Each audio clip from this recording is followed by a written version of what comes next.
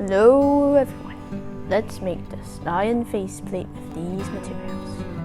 First, use yellow poster paint to paint the bottom of your paper plate to the very edges.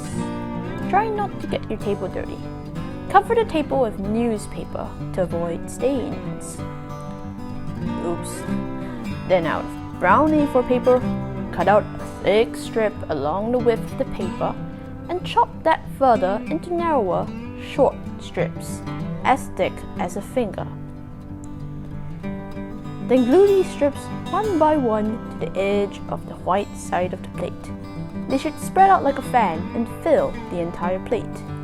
Please apply the glue slightly away from the very edge of the plate, however, as we will be gluing ears later between the white side of the plate and the brown mane.